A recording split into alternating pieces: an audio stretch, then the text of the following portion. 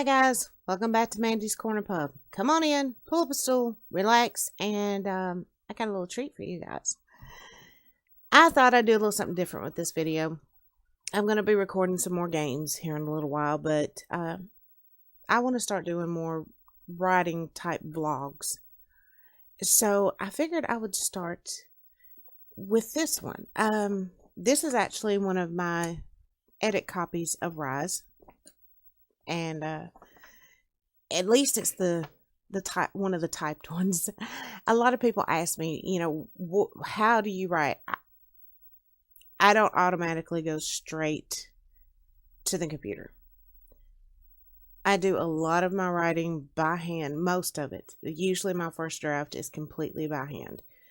I don't know, it's just a habit I picked up as a child, and it's comfortable to me and seems to work for me. But I thought what I'd do is just read you guys the first few pages of Rise. And maybe you guys can give me some feedback. Again, Rise will officially be released on March 4th. It's on pre-order now on Kindle and hardcover.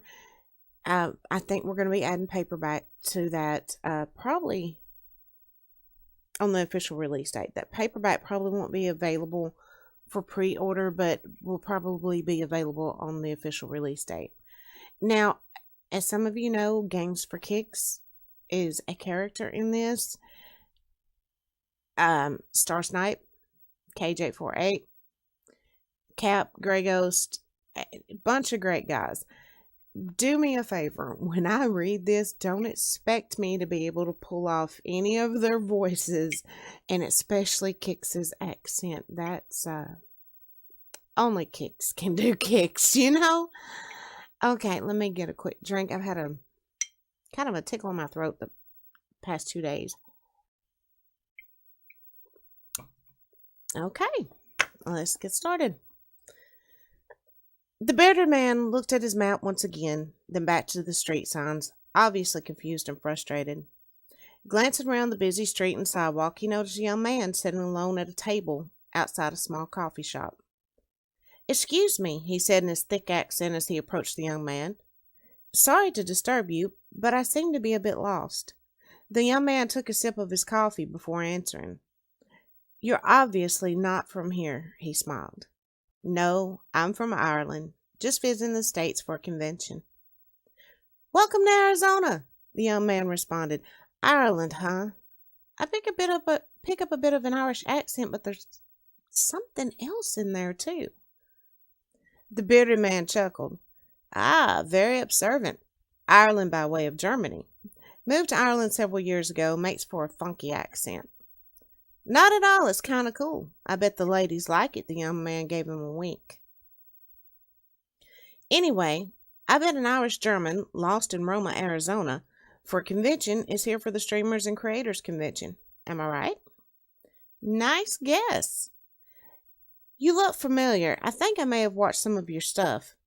My name is Jason Fran, but I'm known in the gaming world as Games for Kicks, or just Kicks." "Of course. Yeah, Kix. I love your work." The young man enthused as he shook Kix's hand. "Great to meet you. I'm David Starr, but most folks call me Starsnipe or Star." "Oh man, I've actually seen some of your stuff too. Great work. Thank you." "Thank you. Well, I'm heading to the convention myself, so stick with me, and we'll be there in no time." Kix grabbed himself a coffee and a newspaper from the coffee shop before they set off toward the convention. The two top headlines on the front page of the paper were about the conflict most were predicting would lead to World War III, and a strange illness that had crept across a few of the states. "That stuff will rot your brain," Starsnipe quipped.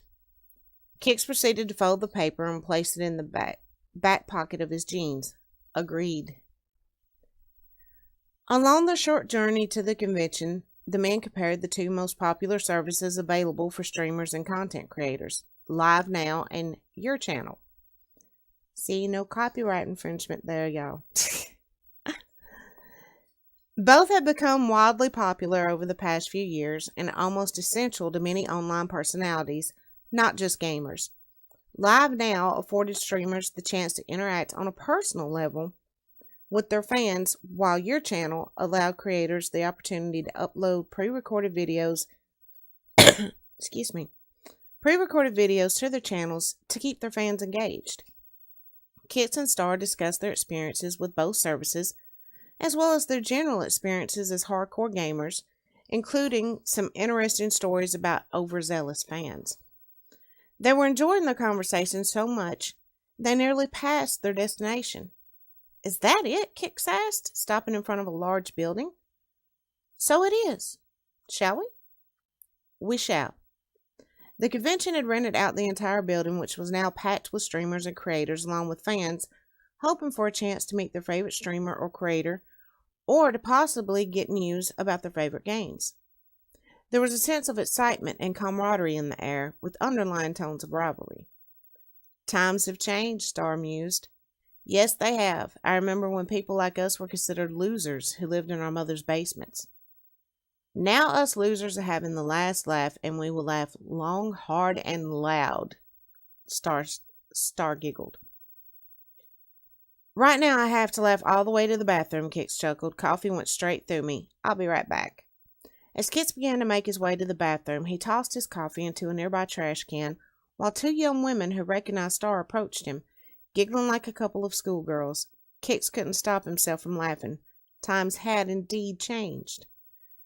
The man washing his hands at the sink glanced in the mirror when Kix entered the men's room.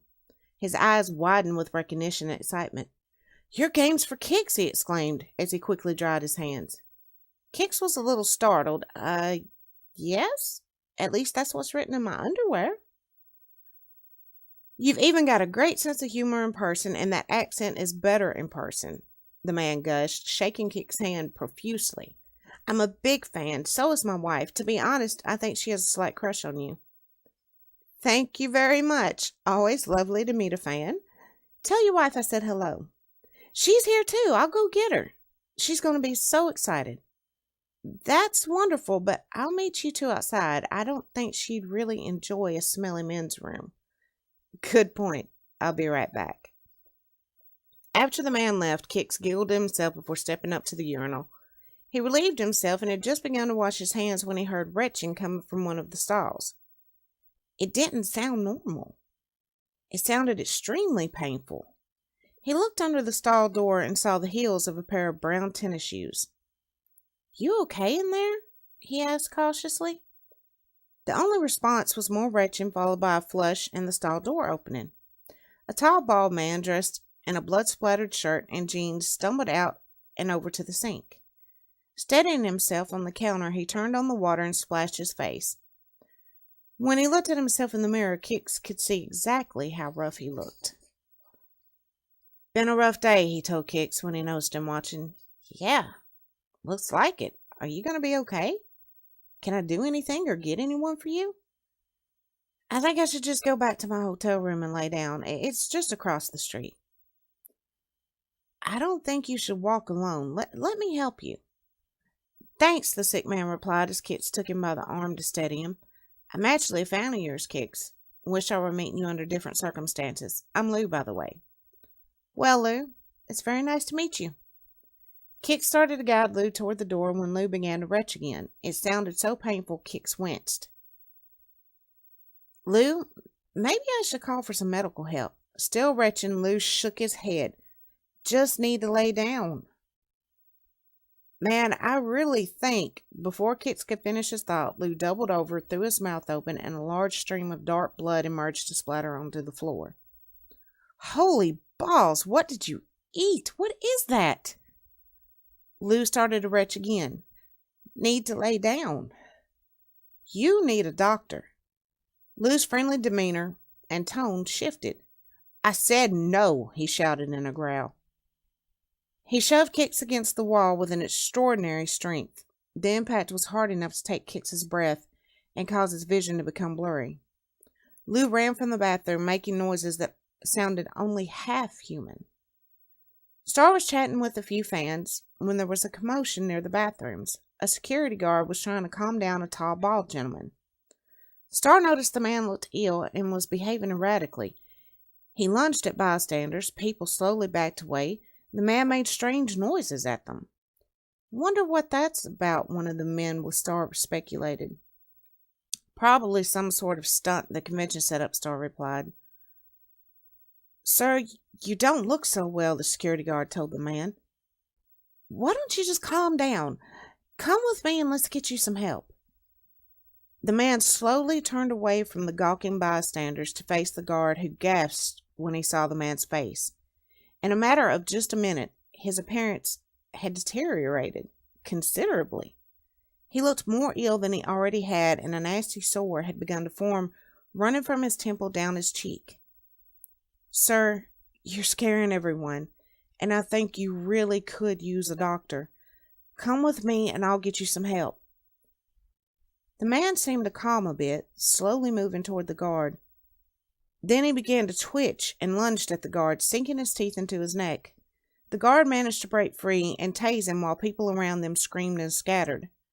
A woman with Star giggled in amusement. "Pretty realistic-looking stunt." "Almost too realistic," Star remarked with concern. "Maybe you guys should move toward the exit, just in case. I need to go find my friend. Excuse me." Making his way through the screaming and scattering bystanders, Star kept a watchful eye on the security guard and crazed man. In order to reach the men's room to find Kix, he had to pass right by them, and he wanted to be well aware of anything they might do. He was almost directly behind them when the guard tased the man again. It barely slowed him down. A voice came across the guard's handheld radio asking what was happening. "I tased him, but the bastard just keeps coming," the guard strained to say, all the while delivering another jolt to the man, who simply stumbled backward before advancing toward the guard again. Star was amazed the guard could speak at all with the gaping bite wound in the side of his neck. Star quickly slipped into the men's room, where he found a groggy Kix sitting on the floor rubbing the back of his head. "Jesus, Kix, what happened?" "This big bald guy was sick. When I tried to help him, he got pissed for whatever reason." Kix heard screaming coming from the other room. "What's happening?" "I think he's still pissed," Star informed him as they helped him to his feet. "I think your friend is also crazy. He attacked a security guard. People are panicking. Got a bad feeling about this whole thing." "Perhaps we should leave?" Kix asked. "My man, you read my mind." Upon stepping out of the bathroom, Kix and Star discovered things had gotten horrifically worse. The guard was flat on his back on the floor, his crackling radio still in his hand. His eyes stared up at them blankly as Lou chewed on intestines he had pulled from his belly. Star and Kix jumped back before noticing Lou wasn't the only one engaging in a cannibalistic snack. One of the women Star had spoken with earlier screamed as a group of people pulled at her and bit her. A man was holding someone's severed hand, eating the fingers as if they were appetizers. Then Kix saw the enthusiastic fan he'd met in the men's room. He was gnawing on the arm of a woman that Kix assumed was the wife he told him about. Star watched in disbelief as people trampled each other trying to get out. "We'll never get out of here." "Perhaps we should try to get to the second floor. Maybe find a fire escape. We can't stay here," Kix suggested. Star quickly surveilled the room. "Over there," he said, pointing to a door across the room. The sign above it indicated it led to the stairs. Kix evaluated the chaos laying between them and that door. Then he spotted a few folding metal chairs leaned against a wall near them. Grabbing two and handing one to Star, he instructed him to swing at anyone who tried to grab him. "Don't worry, I have every intention of effing them up." "Then let's do this." The two of them started to work their way to the stairs by moving along the wall. They had managed to make it most of the way there before Kix's enthusiastic bathroom fan stepped in front of them, snarling and biting at the air. "Oh man, don't make me do this," Kix pleaded. "Please, just move and let us be on our way." The man twisted his head in an unnatural way, still snarling. "I don't think he has any idea what you're saying," Star observed. Hearing Star speak seemed to agitate the man even more. He snarled at Star and then reached for Kix, who instinctively swung his chair at him. The chair caught the man in his ribs, sending him flying backward. However, he never lost his footing. Kix and Star were amazed and horrified to see him shake it off and charge again. This time, they took aim at the man. They both took aim at the man. Star's chair connected with his kneecap, sending him to the floor. A sickening cracking sound emanated from Kix, landing a solid blow to the man's neck, followed by a stream of blood gushing from the impact site. To their surprise, neither blow really seemed to deter him as he dragged himself across the floor, occasionally reaching for them. "Move!" Star shouted. They ran past the man into the stairwell, slamming the door behind them. Okay, I'm going to stop right there for now, guys. I may do one or two more little videos like this, either, over the next few days before the official Rise release, or and maybe a few afterwards. Who knows? Also going to do a few readings from some of my favorite authors, such as Dean Koontz, Stephen King, Louise Penny. There's a few of them. Anyway, I hope you guys enjoyed that. I will include links in the description. How to get to my website, where you will find some passages from Rise and also find ordering information. I really appreciate it, you guys. I hope you enjoyed it, and I'll catch y'all soon. Bye-bye.